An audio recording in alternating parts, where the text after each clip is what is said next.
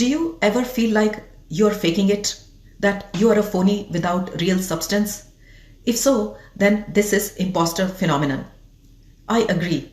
Faking may be required at times, but constant feeling of fraudulence, regardless of how competent and accomplished you are, is the work of your imposter. Do you have an imposter? If so, then you are not alone. Most of us have it. I have given the link to 5-minute imposter test in the description. Take the test to figure out. Today I want to talk about misconceptions surrounding the imposter phenomenon and sort out the facts from the fiction. Are you ready? Let's go.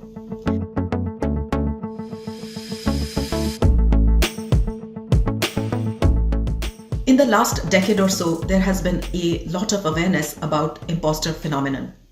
And that is a good thing, guys, because imposter can really sabotage your life. You don't want to bury this topic under the rug. That is why I talk about it. It is personal. You can watch this video to know my story. And share these videos with others. Share widely to let others know that they are not alone. And to inform others that there are many misconceptions about imposter phenomenon. So let's debunk the myths and reveal the truth. Myth number 1 is that imposter phenomenon is not real. It is just in your head. Guys, imposter phenomenon is not a medical condition, but it is a real experience that impacts how you feel about yourself. It impacts how you behave and act. So feel free to call it whatever you would like. Syndrome, phenomenon, negative voice in your head. But please know that imposter feelings are real thing. Many people suffer from it and they burn out because of it. Feeling like a fraud is one of several hallmarks of this phenomenon, as I explained in my earlier video. Myth number 2 is that it is a good thing to have. I hear some people say that your imposter can be a good thing. It can motivate you to work harder for success. That is nonsense, really.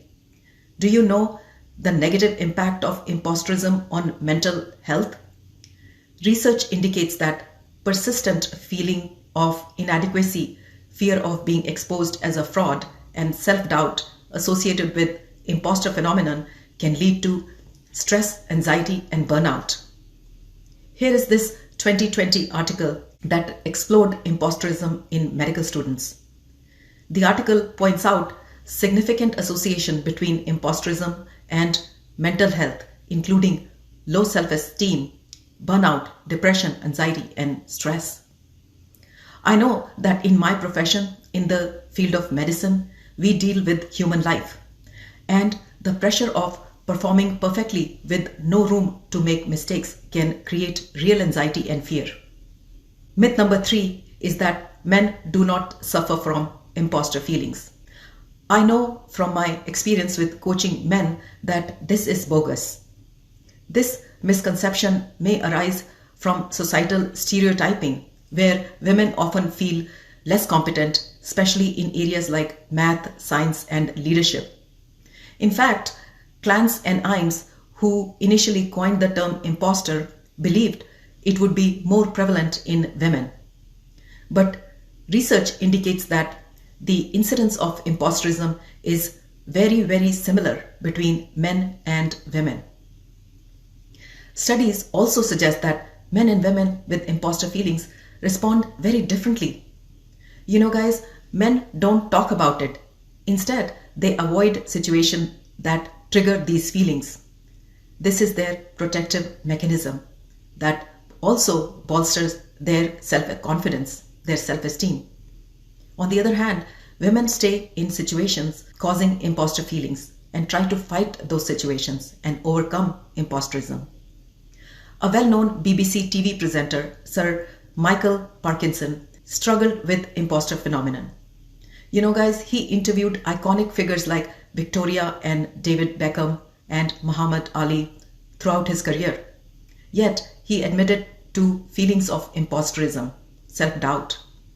He openly admitted that he did not possess as much self-confidence as he appeared to have on TV. Myth number 4 is that it is inherited.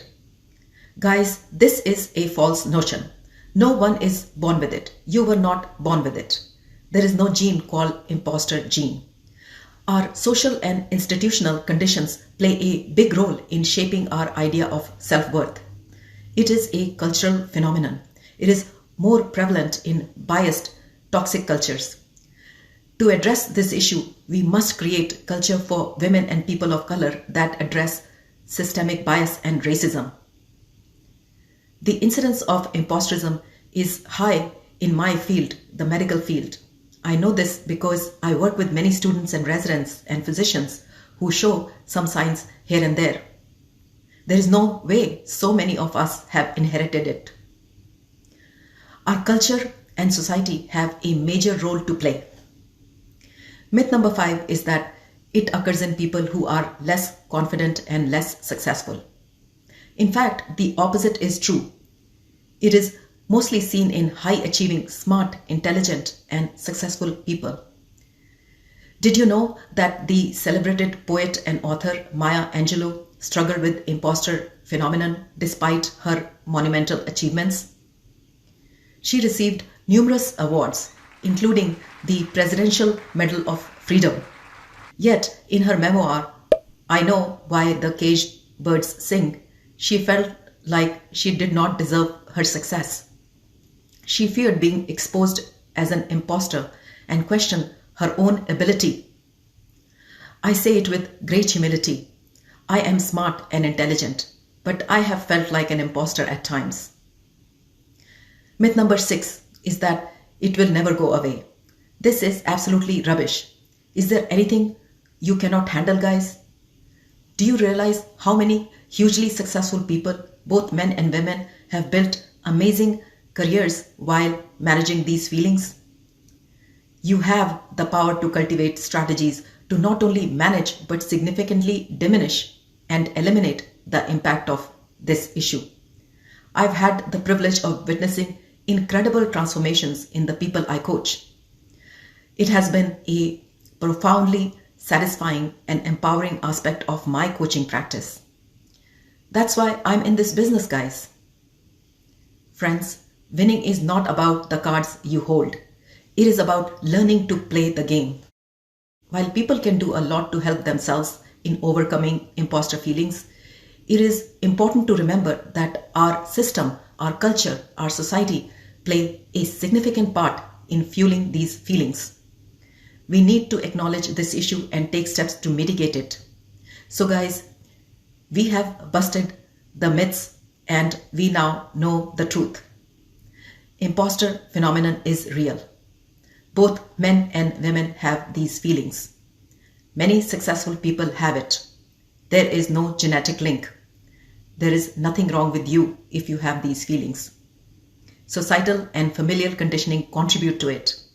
And most importantly, it is possible to free yourself from the grip of your imposter, the Dracula, the beast. Thank you for being in my life. I look forward to exploring this topic further with you.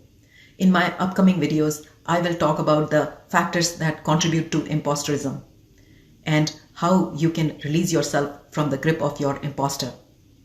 So guys, sit down in quiet place for self-reflection to understand yourself better, to understand your feelings. Stay on the right path and continue to grow. Take charge.